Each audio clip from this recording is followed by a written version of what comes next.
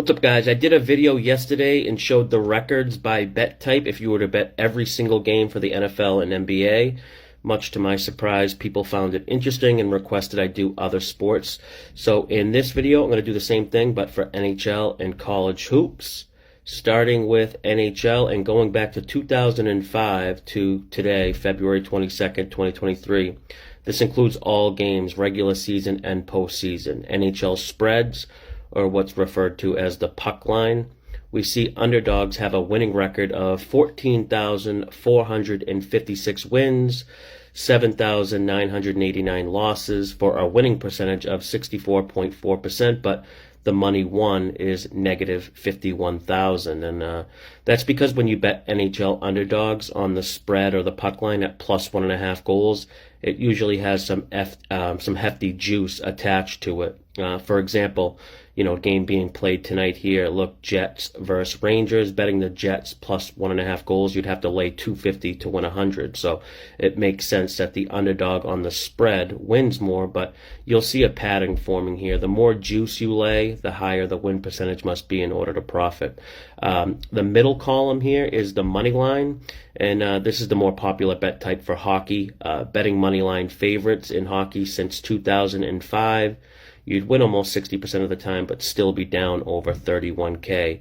The bottom column is the over-under, and they're pretty close, actually, only off by roughly 500 games. And, of course, the over has a losing record. You'll notice this with almost all sports. The over will have a losing record because that's kind of what most casual fans or recreational bettors like to bet. So the sports books know this and have a tendency to inflate the overs a little bit, which creates a little value on the unders. The sports books would do this a lot more back in the day, but the casual bettor today is getting a little bit more educated and doesn't just blindly bet overs anymore, at least not as much in the past anyway. Let's jump to college hoops. This was pretty shocking to see how close the numbers are on the spread here. These numbers represent every single Division I college basketball game played since 2005. Regular season and tournament play. There's only a 39 game difference. Records are almost the same here for the spread. Pretty crazy, but it does go to show you how efficient the market is. I see people always say, Vegas knows, or how did they make the line so accurate? But in reality, it's not the sports books that get the credit for the lines, or they shouldn't. It's the betting market as a whole. The sports book's opinion is the opening line, and the opening line can sometimes be off anywhere from 1 to 5 points, sometimes more. The odds makers just move the lines based on the betting market. Mostly like sharp or respected bettors, that's who shape the lines. The market is efficient, not the sports books. But I don't know, back to the numbers. Sometimes I get off track there. But if we look at the money line favorites once again, we see they win at a high percentage, but it doesn't translate into money won because the more juice you lay, the higher the percentage you have to win. But, of course, if you won 73% betting games at minus 110 juice, you'd be rich. But this record here represents all favorites from as small as minus 110 all the way up to minus 1,000 or more. And at the very bottom, again, we see the market efficiency with how close these records are. Only a 200 game difference here.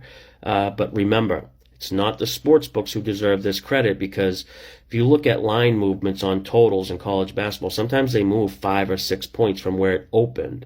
And that's the market, meaning all the bettors molded the line almost to perfection.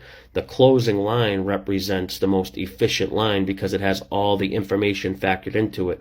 The opening line is the sportsbook's opinion on what it should be. And like I said, that can sometimes be off 5, 6, 7, or even 8 points on some games. So next time you see a game end right on the spread or the over-under, remember, it wasn't the sports books that knew it. It was the entire betting market as a whole. All the bets shaped and formed that final number. That's what these bets are graded on, as the final number too. Hope you guys found this video helpful or informative. I'll try to do more videos like this. And until next time, good luck with your bets.